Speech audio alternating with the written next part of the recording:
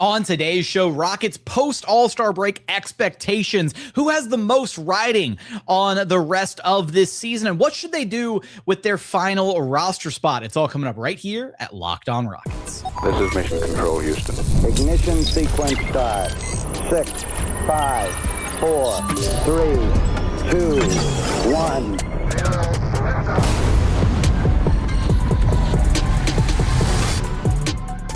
What's up and welcome to another edition of Locked On Rockets, your daily podcast home for everything Houston Rockets basketball, part of the Locked On Podcast Network, your team every day. Now the #1 sports podcast network. As always, I'm your host, Jackson Gatlin, native Houstonian and credentialed media member. Be sure to follow along wherever you listen to your podcasts or on YouTube. Just search Locked On Rockets. On today's show, we're going to be getting into post All-Star break expectations for this Rockets team. Who has the most riding on the rest of this season? And what should they do with the final roster spot? Give it to JD Davison or search for a buyout candidate? Going to get into all of that on today's show. Now, today's episode is brought to you by FanDuel. Use your profit boost on an NBA future and get entered for your chance to win a trip to the NBA Finals. Play your game with FanDuel, the official sports betting partner of the NBA. And as always, thanks so much for making Locked On Rockets part of your day every single day, whether it's on your way to work, on your lunch break, in the gym. Thank you so much for being an everydayer. And joining us now are your weekly co-hosts, NBA draft enthusiast and diehard Houston Rockets fan, Madison Moore, host of the B-Block podcast and Sports Radio 610's Brandon Scott, and of course the podfather himself, Rockets Wire editor and host of the Rockets Launch Pod, Ben DuBose. You can track them all down on social media, all that good stuff. And gentlemen, we are gathered here as the Rockets are getting ready to embark on the final stretch of what has been... Is tumultuous the right word? Maybe not quite tumultuous, but it's been a rocky, there you go, a rocky season. Oh, and I like the alliteration, a rocky season for the Rockets. Love that. We're going to get into kind of our post All-Star break expectations for this team, as well as who has the most riding on the last kind of stretch of this season as we approach the playoffs and this upcoming offseason, which could be a very pivotal offseason for this Rockets team. And what the hell should this team do with the final roster spot on the roster? They still have an open roster spot. They didn't make a move at the deadline. Should it go to JD Davison, convert him to a standard NBA contract, or is there somebody on the buyout market that makes sense for this team? We're going to get into all of that on today's show. We've got this one. It's part 1. We'll have a part 2 coming out a little bit later with some predictions and stuff for the back end of this Rockets season. Be on the lookout for that. But guys, let's kind of start right there, right? This Rockets team, I think to this point in the season, relative to the expectations coming into the year, right, I think has, they've performed, I guess, under the expectation or, below expectations to this point. But with everything they've dealt with, the injuries, missing Fred, now no Steven, no Tari and DFS for so much of the season to start, 4th seed in a brutal Western Conference, 33-20, things could be a lot worse. Ben, how are you kind of reading things for this team? What are some of give me one of your post All-Star break kind of expectations for this squad? Yeah, my expectations are relatively high, at least for the regular season, when you look at the first 2 years of Ime Udoka. So year 1 with the Rockets, that was a team that was 6 games under 500 at the break. They were 17-11 after, and they had the 11-game winning streak in March. On paper, there are certainly reasons to think that an Ime Udoka coach team would disproportionately be harmed when the schedule is tightened and then be the beneficiary when it spreads out a little bit and you get more rest. We know Ime is a guy that he doesn't always play his bench as much as fans would like. And this stretch between the end of the NBA Cup in late December and the All-Star break in early February, you have a lot of games compressed into like 6 weeks to make room for those weeks in which basically nothing is happening. And so I think an Ime Udoka coach team that, isn't super deep with its playing rotation. And in this case, Kevin Durant is the best player. He's 37 years old. You have 2 of the top 3 guys in minutes per game in the NBA in KD and Amen. And it makes sense that there would be some fatigue. And when you look at, how this team slumped in January and February, in January, it was the 3-point shooting. That's something when you don't have your legs, fatigue is often a factor. And in February, it was the turnovers, especially with KD. Well, he's 37 years old. He's in the top 3 in minutes, and he's dealt with the ankle injury. I think he's a guy that would be hurt by the schedule. And Amen Thompson, it's sort of been under the radar. His last 10 games, Amen is averaging just 14 points per game on 52% true shooting.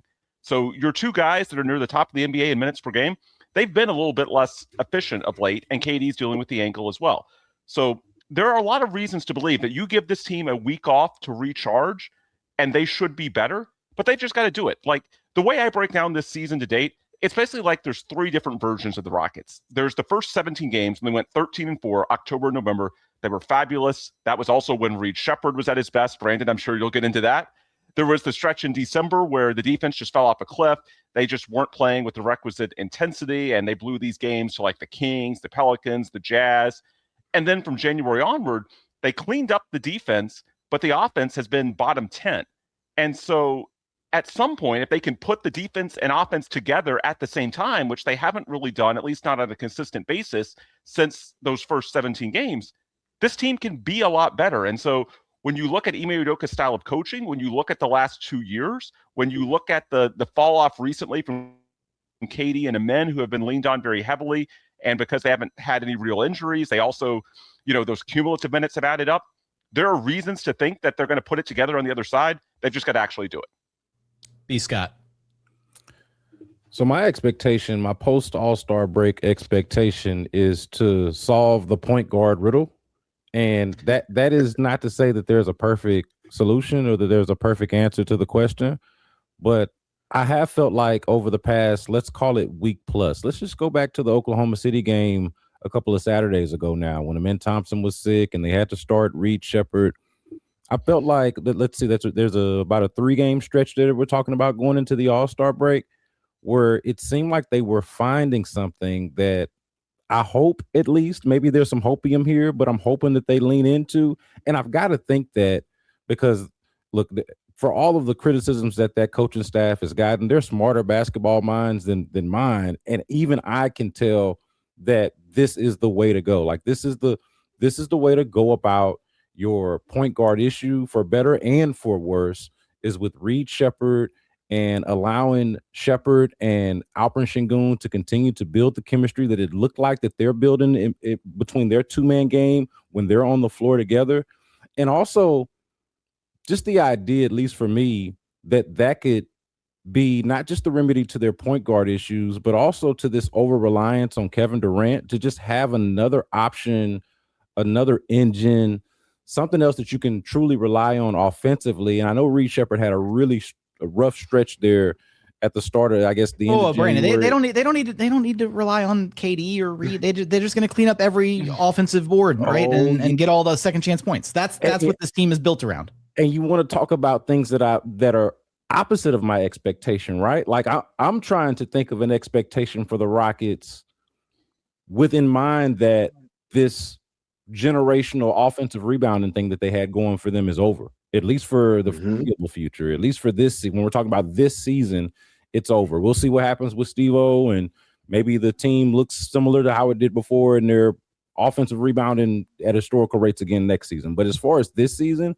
this is how you need to generate shots, how you need to generate points. And so my expectation is to lean into the Reed Sheppard experience, not just because I'm a stan or because it's been really cool for me to say since he got drafted, but because we're starting to see, I think, tangible evidence that it works. And at the very least, it is their best option to generate not just shots for Reed, but shots for the entire team outside of simply giving the ball to Kevin Durant or the shin hub, as we call it. Madison?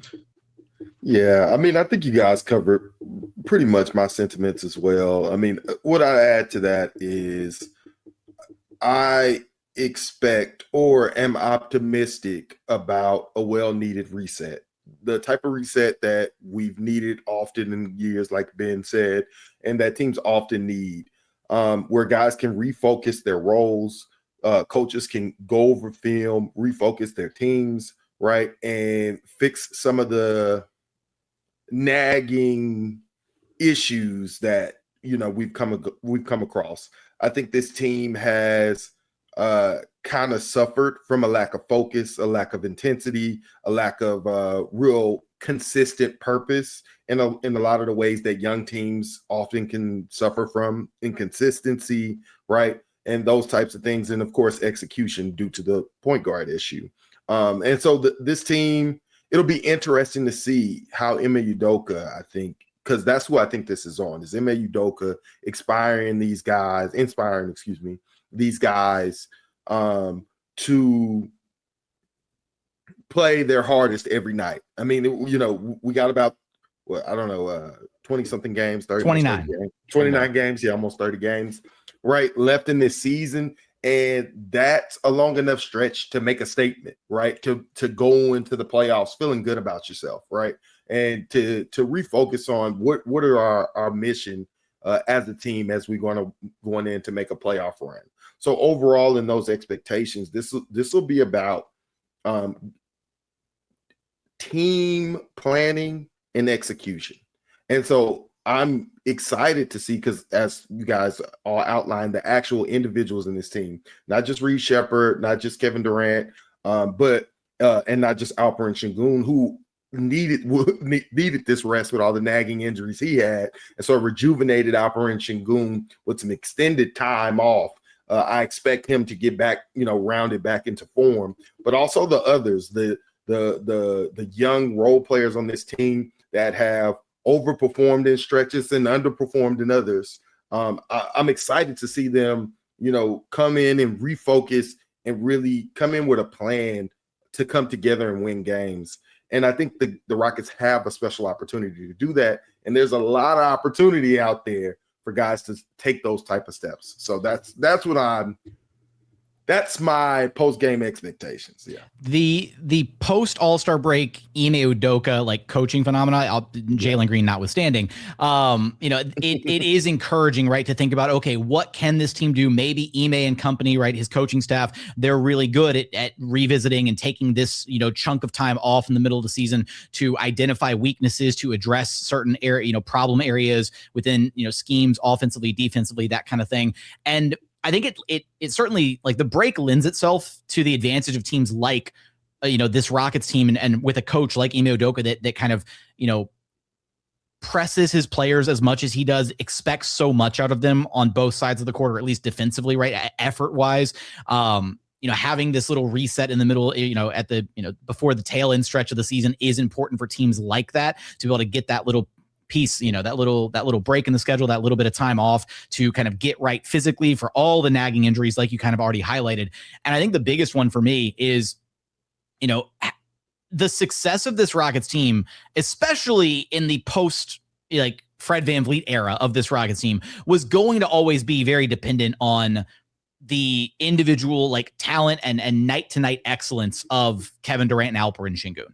And while KD has been damn near flawless, as a Rocket. Outside of the turnovers, the turnovers have been a thing, but he does everything else at such an elite level. It's kind of all right, well, you had to have a weakness somewhere in your game. And he's not even being utilized in his proper role. He's the pseudo point guard of the team at times. So it's understandable, the mistakes, the errors, what have you. Obviously they need to be cleaned up, and hopefully they will be. But I think that of the duo of the two stars that the Rockets have, Şengün, for some of the injury reasons, maybe in his head a little bit at times, right? He hasn't lived up to the expectations that the Rockets have of him, that Ime has of him on a night-to-night basis since the early part of the season, right? When he was playing like a top 10, top 15 guy in the NBA for those first 20 or so games. And then he kind of regressed a little bit, right? The shooting touch regressed, the attention to detail on defense, the effort on defense, all of that. And so this isn't to Jackson, sit here and what's up? Are you saying that Kevin Durant's turnovers are less of a concern than Alperen Sengun's shooting and defense? Oh, there it is. Sorry, too easy. Okay. That was some low hanging fruit right there. Sorry. Oh man. So but legitimately, I think for me, expectations post All-Star break is this team will only go as far as as Kevin Durant and Alperen Sengun can ultimately take them.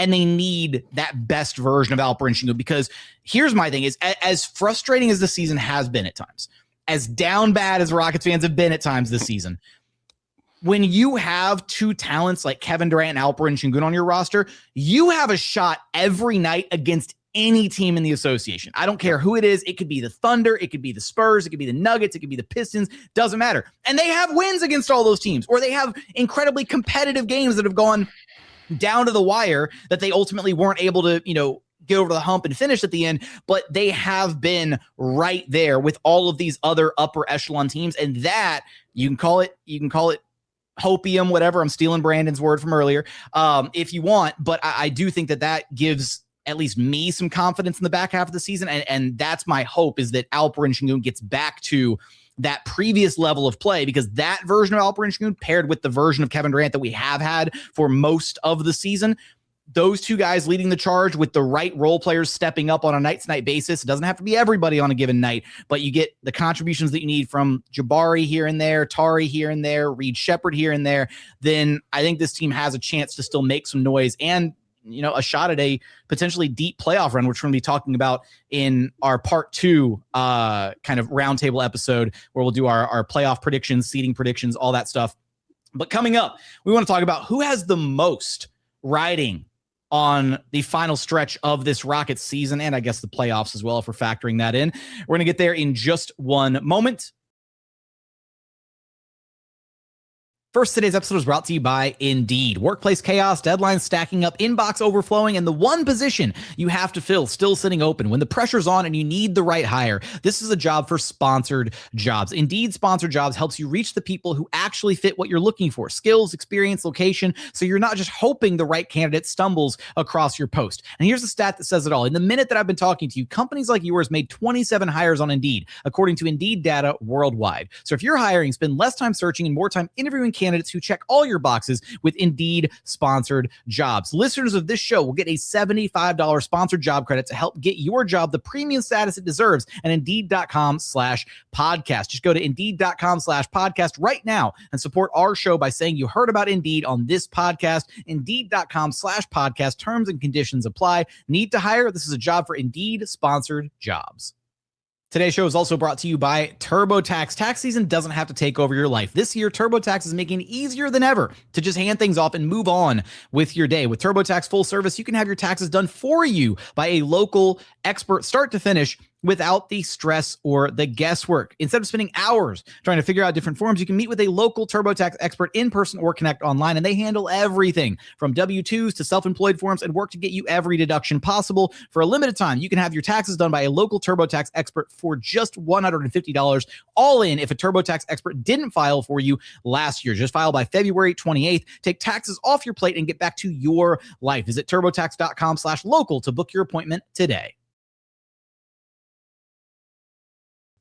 And continuing on here at Locked On Rockets, your daily podcast, home for everything Houston Rockets basketball. All right, guys, looking at kind of this final 29-game stretch for the Rockets, obviously they made no crazy moves, no major acquisitions at the NBA trade deadline, which I think kind of paints the picture that this, organizationally, the Rockets kind of view the rest of the season as is, right? They didn't want to break the glass in case of emergency and try and make a pivot panic trade in the absence of Fred VanVleet or anything like that. Whether you agree or disagree with that, mindset is a conversation for another time. But I think what it does paint the picture of is this team is going to look at kind of reassessing things this offseason. And kind of operating through that lens, who in your eyes has the most riding on the rest of this season as it pertains, I guess, to their Rockets future overall, right? Like will this person not be here next season if they underperform or if they overperform? Do you try and trade them the offseason? Anything like that? So Madison, why don't you start us off? Who do you think has the most riding on the rest of this season? I have two candidates, but I have to go with one right now, and it's probably going to be Kevin Durant.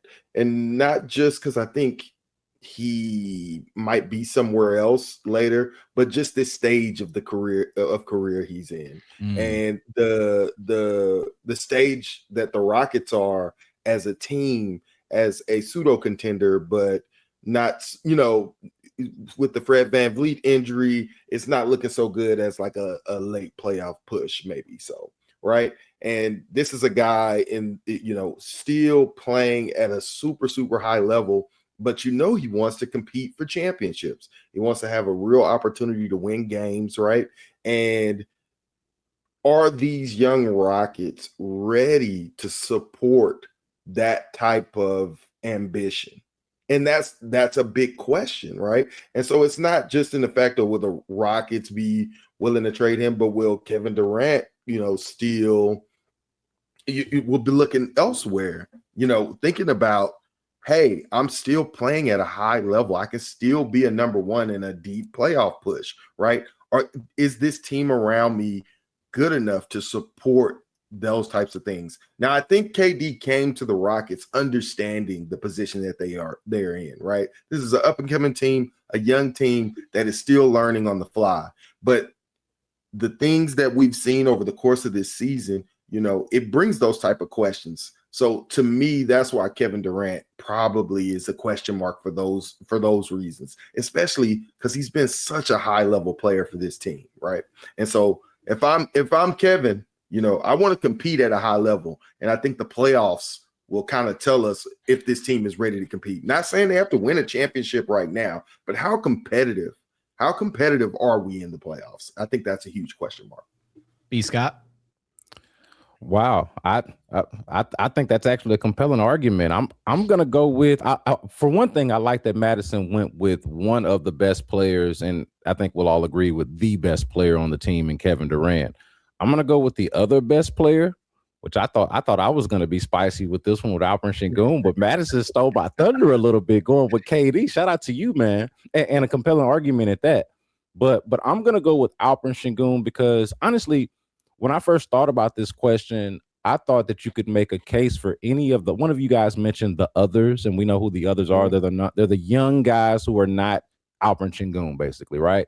Mm-hmm. And so I think you could really make a case for any of those guys, but I'm going to go with Alperen Sengun because of how the season has played out so far, and then the implications on the other side of it, right? So here you have a player who was, and we laid this out earlier, he was at his height earlier in the year, right? Was playing at an all-NBA level, and almost everything of significance, if you just go line item by line item, almost everything has gone down, right? Except maybe the rebounding.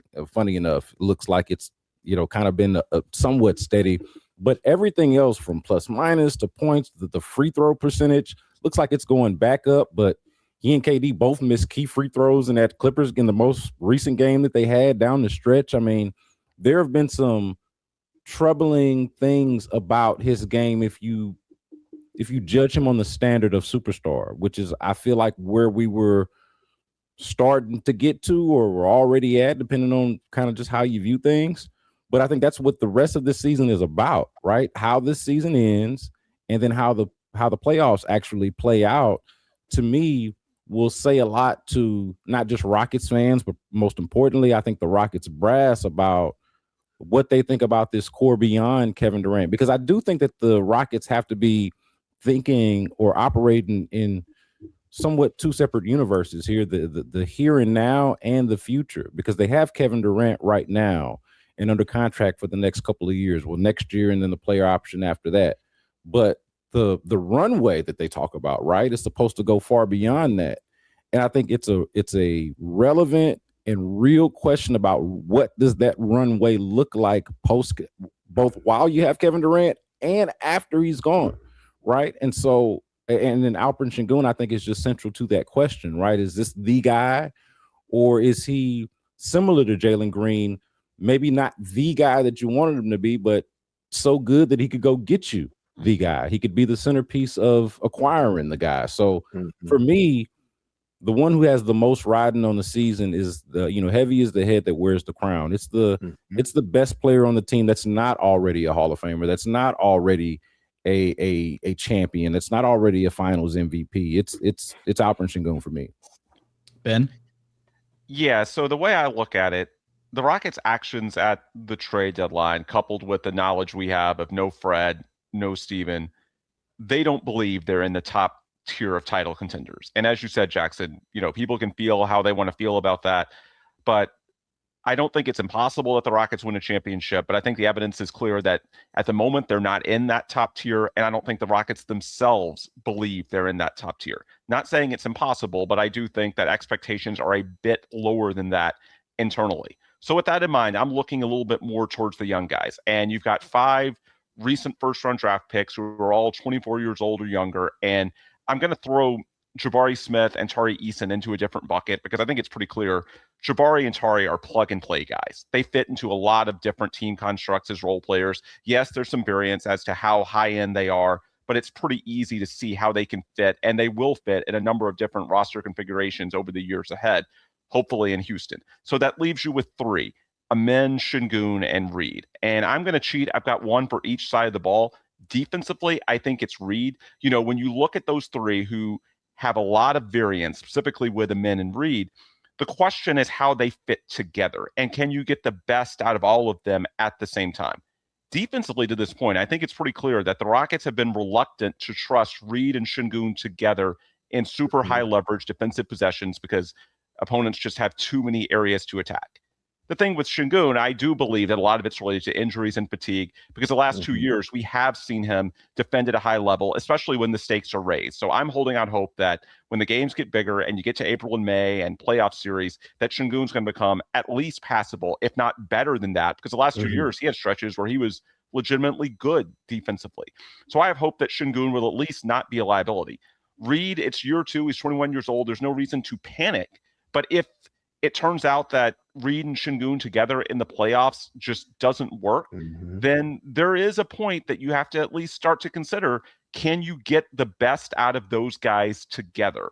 And when you consider the body of evidence that we have to date, it's only natural if that's the outcome. And we've seen that a lot this season. You know, one of the reasons I talk about the defense improving a lot from December to January, well, one thing, Reed Sheppard's minutes decreased from 26 per game in December to 22 in January. So yeah, you may have increased the defense, but then you gave back something on offense, to Brandon's point earlier. And so to get the best version of the Rockets, you need Reed Sheppard out there, and you need to get him back to where he can hold his own defensively the way he did early in the season. And you need to get comfortable with playing Reed and Şengün together. So of the 2, I just think Reed in year 2 clearly has more to prove. So that's why, you know, it's still early, but he's someone, he at least needs to hold his own defensively to leave you hope that he could eventually get there, even if he's not all the way there right now. And then offensively, I think it's Amen Thompson. You know, talking about fitting those 3 young guys, excluding Jabari and Tari, together.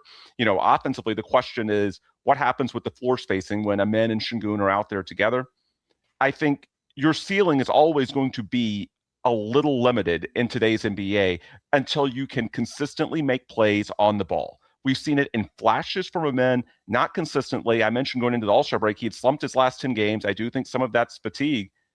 To get where he wants to be, and he's now year 3, 23 years old, he needs to be able to consistently channel the version of himself that we saw in Game 7 against the Warriors last year, when until he had that, you know, calf cramping, he looked like the most dominant player on the floor for stretches. Maybe Buddy Hield, the lone exception, sadly. The Rockets need to see that version of Amen much more frequently. You know, Şengün, when we talk about the offensive end of the court, the highs are there. He's done it before. And I think especially with this team, as the games get bigger, KD and Şengün are going to only draw more attention. So Amen's going to have opportunities to create on ball, whether you call him a point guard or not. I'm just looking at it as on ball Amen. He did it a lot in sort of the middle portion of this season. He needs to get back to that. I hope as he gets his legs back, he's able to do that.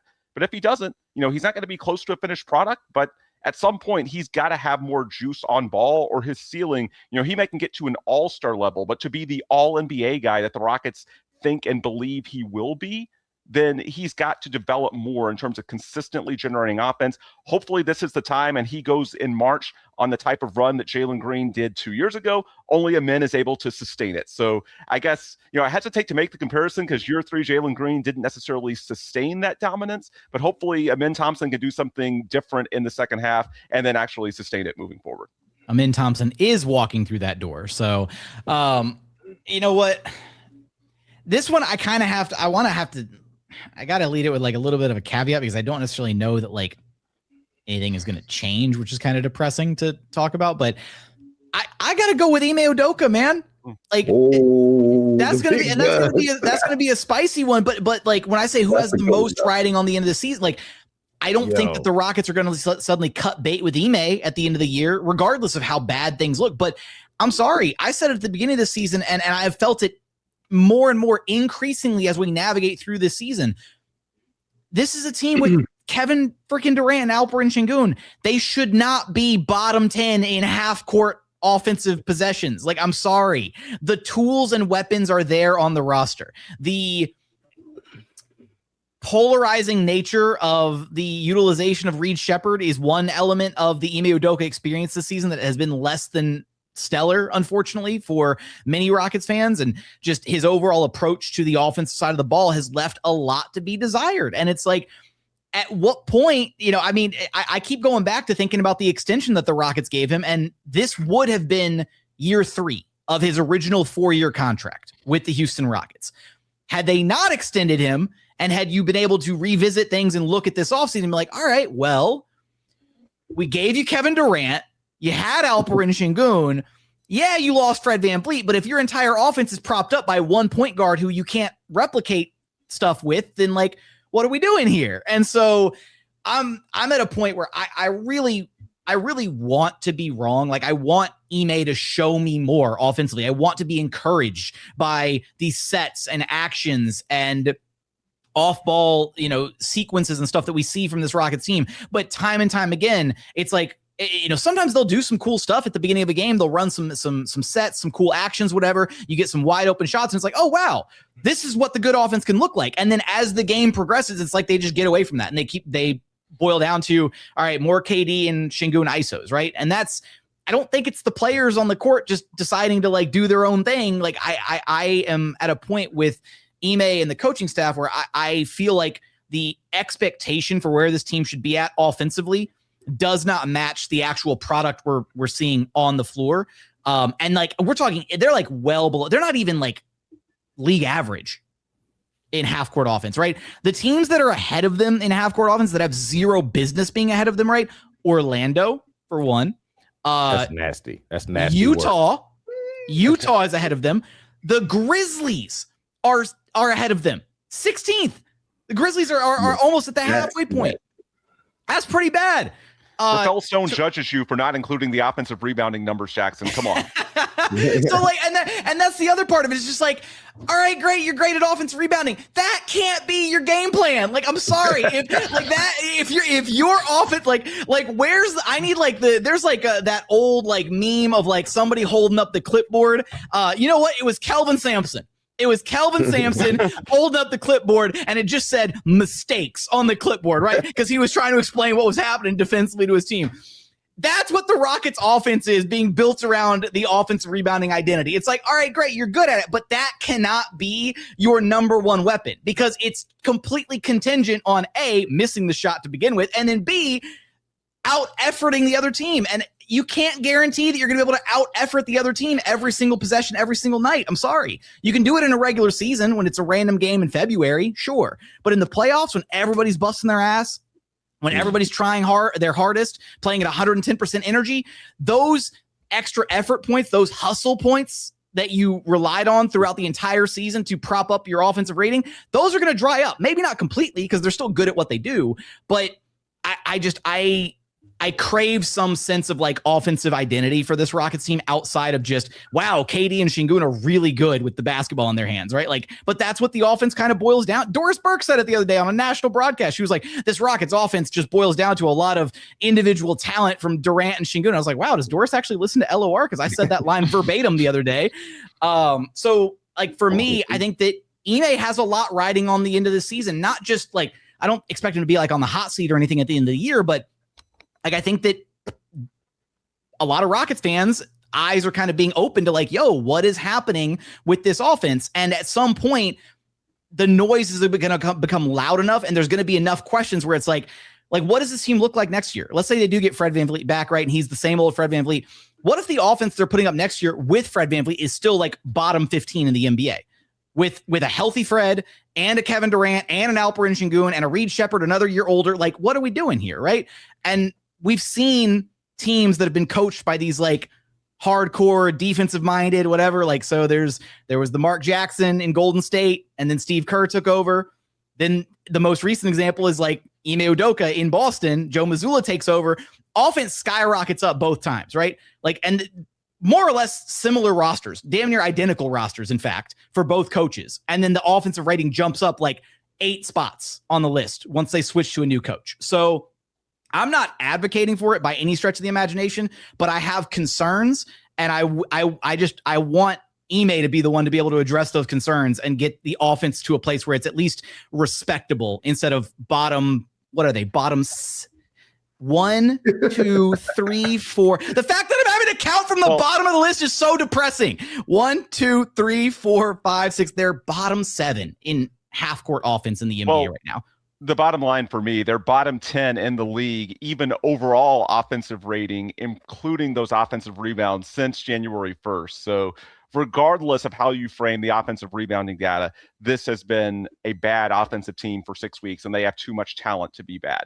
By the way, one last thing to close the loop on your Doris Burke comments. I've got to bring this up. From January 2017, the first season this show existed, and I was the host, Doris Burke shouted out LOR on a Rockets broadcast. It was an interview that I got with Daryl Morey one-on-one, which was hilarious. There's a wild backstory to how I got that, but Doris Burke shouted it out on the ESPN broadcast. So to your point, yes, Doris Burke is an LOR listener, or at least has been in the past. Man, I could have used a shout out on the ESPN broadcast. Damn, Doris, if you're listening to this, hook your boy up next time. All right. I'll send it to you later. If you're enjoying the content, give me a shout out. I'd appreciate it. We love what you do, Doris. Thank you for all your work. This was a hell of a segment, though. So I hope she was listening.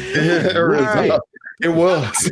All right. Coming up, Rockets have a final roster spot empty. Who deserves it? JD Davison converting his contract or a buyout target? We're going to get there in just one moment.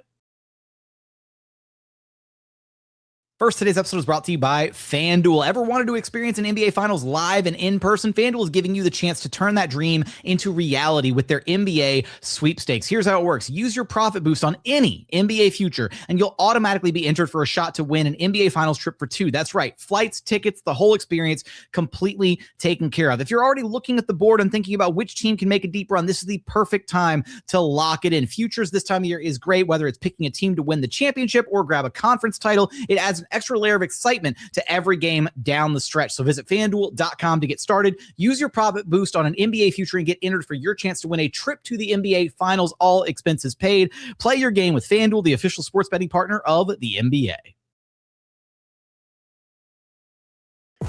And final segment here at Locked On Rockets, your daily podcast, home for everything Houston Rockets basketball. All right, guys, final stretch here on part 1 of our roundtable show.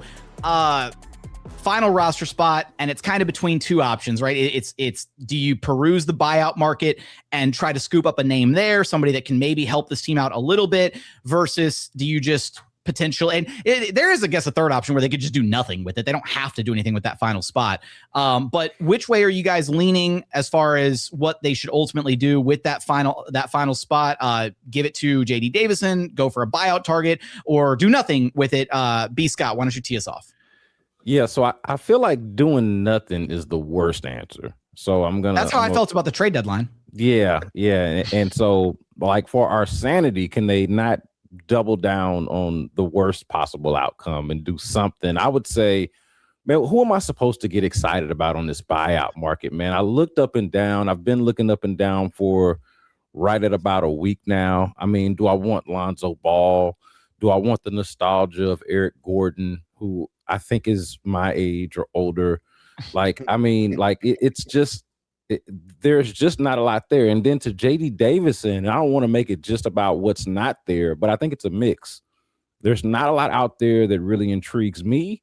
And I think JD Davison has actually earned the contract or has earned the spot on the roster. And you could even make a case, I think you can make a strong case that he's deserved or has earned a spot in the rotation in some form or fashion. Maybe not when the nitty gritty comes in, and I'm not saying he needs to be out there with playoff minutes, but on these back-to-backs and this point guard issue that we keep talking about, the one that I keep hammering home with the Reed Sheppard thing, like JD Davison is right there among their best players in like screening action, like on ball, screening, like passing out of screens and like navigating it. Like he actually has some utility on this roster that I feel like is underutilized. And I don't have the exact answer for that. If it's an issue of like certain guys just got to get the minutes, but I think that they could, like, for example, the Dorian Finney-Smith thing, right? Like, we've seen the sort of the rotation shorten a little bit, where you're seeing some less of Dorian Finney-Smith at times. You're seeing You're seeing less of Josh Okogie at times. And I feel like somebody that could kind of inch into those minutes is JD Davison. As crazy as it might sound, because those are more accomplished players. But I think he offers something to them that they don't necessarily have. They don't have a point guard to speak of to begin with. If they lean into Reed Sheppard as their actual point guard, maybe JD Davison can actually be their backup point guard. I guess we got to crawl before we can walk. But I would like for us to get there at some point. So I say this is a little bit of mix of both, of not really liking, not really being interested in Lonzo Ball, not being interested in Cole Anthony, like just let JD Davison get whatever minutes those guys would get. And the minutes that honestly DFS and DFS specifically probably shouldn't be getting. And for whatever reason, Josh Okogie has, I wouldn't say fallen out of favor, but seems to be getting less minutes. So I'd like to see JD Davison get a shot. B. Scott, you said walk before you crawl. At what stage in walk before you crawl is Jayshawn Tate point guard minutes? Because that one needs to be done as of yesterday. Those minutes have been, and look, JT's been awesome. Captain of the Stay Ready crew. He's been great in certain minutes, but when Ime leans on him to handle the rock, I'm just like, what are we doing here? It speaks to the need, right? Doesn't it speak to the need? It's like you've got Jay, and bless his heart. I hate to even say that because it sounds patronizing. But I think everybody on this podcast and every Rockets fan loves Jayshawn Tate. And to your point, the minutes that he's giving you for what he's being asked to do has been quality. There's at least a game or two that you don't win without Jayshawn Tate out there. However, absolutely, that speaks to the issue. It cannot, especially when you're a serious outfit, right? Like it was one thing when Jayshawn Tate first got here, right? And the Rockets weren't really serious, and it was great for him to get that experience. You're at a phase now, in your kind of organizational arc, if you will, to where he's nice to have on the team, but he probably shouldn't be playing at all and certainly shouldn't be handling the rock. So that goes to show you the urgency to figure out something at that position. Madison. Yeah, man, we got to let that Jayshawn Tate minutes go, man.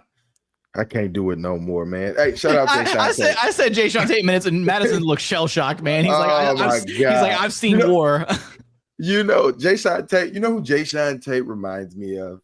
Ime Udoka when he was a player. That's honestly, there you go. That is why Ime is going to tap him when he wants to. But to move on, I definitely agree with you, Brandon. I mean, to me, it's Lonzo Ball or JD Davison, right? Do we want to see what Lonzo Ball has left in the tank, right? We all know that we need a floor general, a table setter for this offense. Somebody who can improvise, get guys in position, keep this offense flowing, right? We have a couple options for that. We're not out in the dark, right, with this. More creative offensive coaching from Ime Udoka should be the first candidate. Using Alperen Sengun and Reed Sheppard in more creative ways. Wait. Can we allocate more creativity from the coaching staff to the final roster spot? Will that guarantee more creativity? Because I'll sign me up immediately. Yeah. Get JD Davison and the buyout targets out of here if you can get that creativity. Right. That would solve a lot of these issues, right? But also, Lonzo Ball is historically a point guard, right? He's not had to handle those duties in a long time. But when he was a point guard before the injuries, his passing is infectious. He can be a table setter. And he hasn't shot the ball well as of late, but he can play all on and off ball, and he is a good defender. And so he just hasn't played up to snuff. He's coming off these injuries. We don't know if he'll ever be the same player. And if I had to guess, I had to put my money on it. I think the Lonzo Ball days are gone, right? And then we have this other young up-and-coming player who was the MVP of the G League, right? Who has all this promise, a guy that the Rockets took a flyer on. And when they played him, he has produced. And I'd like to see JD Davison get consistent minutes to see if he can build on some of his production, right? He's a great decision maker. This team makes bad decisions. You know, like it's honestly that simple. You know, this team makes a ton of knucklehead plays, and JD Davison is a relatively good decision maker who can make all the passes in the book. Right? He's good in the screen and roll, and he's a good defender. Right? He's a big, able-bodied defender and wing on the floor. Right? And so I know sometimes when you're on those two-way contracts, and as much as he's played, you kind of have to watch the minutes that you give JD Davison so you can stretch them along. But I think he's graduated. I think our salary cap situation has also graduated into the position where he can now be allocated to this roster. And I think it's time this Rockets team got serious about fixing some of the issues on this team and getting ready for a playoff push, because you do have a Kevin Durant who's still playing at prime level. And so you need to be exercising all your options, not just Reed Sheppard, not just creative offensive coaching, but also giving JD Davison a real hard look, right? And I think he's earned that. I think we're not just saying this out of nowhere. He's had his moments. Now let's see if he can do it consistently, right? And that is the flyer that I will take over Lonzo Ball. So, all right, Ben, what you got? Yeah, I tend to think it's either JD Davison or a big man. I just think there have been enough opportunities for them to add guards already. If you want someone of the traditional archetype, Chris Paul was on the market. They didn't go for that. I think it's pretty clear they don't like the more scoring-led archetype of a Kobe White or a Cam Thomas. I think Lonzo Ball is actually someone that they do like in terms of his archetype. They believe he's a winning player.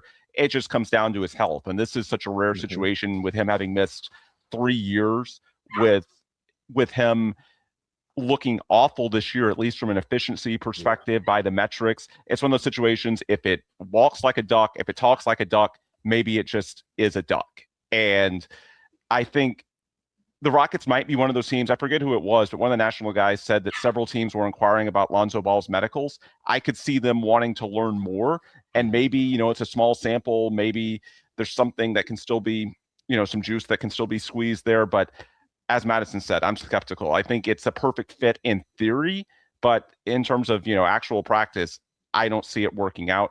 I think it's pretty clear they would rather, and I know this is going to rub a lot of fans the wrong way, but they would rather continue giving opportunities to Ime Thompson and Reed Sheppard to keep getting better. And if you need an extra ball handler against the intense ball pressure of a team like Oklahoma City, then you bring in JD Davison for that occasion. The one outlier scenario, I do think that if you're playing against, and apologies for my dog, I have no idea what's happening here. Apologies, live podcasting, it's a hazard. But I do think if you can get a big man that Ime Udoka trusts, like, we talked the post All-Star break Rockets, the leaps forward that they've made. The first year, it was the Jalen Green leap. And so hopefully Ime Thompson could do something similar, but sustained, as we said. Year 2, it was the double big revelation. Like, it wasn't just the Rockets suddenly started playing better, like something structurally changed. And in that March run a year ago, it was Ime Udoka and the Rockets figuring out they could play Alperen Sengun and Steven Adams together. And we've seen, even though I thought it was pretty telling earlier this year, Ime sort of downplayed Şengün and Capela together, saying he didn't really like it. And lately we've seen Şengün and Capela together, because I think they do need that superpower of offensive rebounding. They realize what a hit it was when they lost Steven Adams. So if theoretically there was a big out there, you're not going to replace all of Steven Adams, but could do a little bit of what he does. And I look at, say, a Kevon Looney with the Pelicans. I don't know if he'll get bought out, because he does have another year after this year on his current contract. But if theoretically Looney was available, someone who can, make an impact without the ball, set screens, crash the offensive glass, play well off of big name stars offensively, the way he did all those years in Golden State, that's the one scenario I could see where if you could get even something of what Steven Adams was giving you and sort of replicate that formula and perhaps bring the double big a little bit more back into the equation, I could see that being the scenario where they say, JD Davison, we thank you for your service, but we think there's something that's going to benefit us more in the playoffs. Otherwise, if it's just, best guard available, I tend to think they'll just stay in-house and trust the guy that, I thought it was pretty telling that, JD hadn't played rotation minutes in weeks, and against the Thunder, who they, the coaching staff knows are going to pressure the ball, Ime trusted JD Davison and he went out and performed and they got a win. And I think that's very useful. And I think that shows you that if it's close, they're probably just going to err on the side of trusting a guy who's been there all along. I am more or less inclined to agree with the sentiments around JD Davison. And I do hope, right? Like in some of the games where Ime runs like an 8-man rotation, I'm like, you could give JD like 10 spot minutes off the bench. He's big enough to be switchable enough to not drop off defensively. And even if you bring him in, he doesn't have to be your primary point guard. Let Reed still handle a rock, right? JD can play on or off ball, right? Like the Rockets should at this point have a certified like 9-man rotation where the 9th man is like matchup dependent, JD Davison and or Josh Okogie, right? That's 9 or 10 deep, depending on how many minutes you want to give between JD and Josh. And I think that could go a long way towards spelling the starters and some of the heavy minutes that those guys have been playing, in particular, right? KD and Amin Thompson. I will say that while I agree with that sentiment, there is one name on the list that if he were to become available, which he's not yet, I wouldn't mind taking a flyer on D'Angelo Russell. I'm just going to say it. D'Lo's a knucklehead, but the dude can shoot the ball. He can set up an offense, and he can play a role on a Rockets team next to KD and Şengün. Maybe it'd be a train wreck, and he's definitely not an Ime guy from a defensive perspective, but like that also speaks to the issues that we're having this season, right? We're like, did he cross over with Ime in Brooklyn? He did not. He was traded for KD. Oh, actually, maybe he did. I don't know how off the dome. I don't know how many years Ime was an assistant in. Yeah. Well, I would say so, but I don't remember how many years Ime was an assistant in Brooklyn before taking over in Boston. So I don't know if they would have overlapped in Brooklyn. He might have just been an assistant there for like 1 year. I don't know. Either way, so there might be an existing relationship there. And when D'Lo was playing off of star players in previous stops in his career, right, he shot basically 40% from the 3-point line. And a point guard who, with a little bit of size from D'Lo, 40% 3-point shooter when he's playing like competitive basketball, not the bad basketball he's been playing for the past couple of years with bad teams. I don't know. The only downside to that is it would absolutely cut into the Reed Sheppard minutes. And that's the one thing that, like, if I could choose one thing for the rest of this Rocket season, it'd be just like, I'm right there with Brandon. Lean all the way into Reed Sheppard. Please do it, because that's the best case you have to raise the ceiling for this year. And it raises the ceiling for future seasons, right? Because you're investing in Reed's growth, his development, his future potential, all that stuff. But there's been such a disconnect, it feels like, between Ime and when he's choosing to play Reed or how he's utilizing him, that like at this point, I'm like, all right, well, if Reed can't get on the floor, can anybody else get on the floor? So and Jackson, my one pushback at this moment in time, on D'Angelo Russell, do the Rockets need a snitch in the locker room? It feels like that's the last thing they need. Oh, man.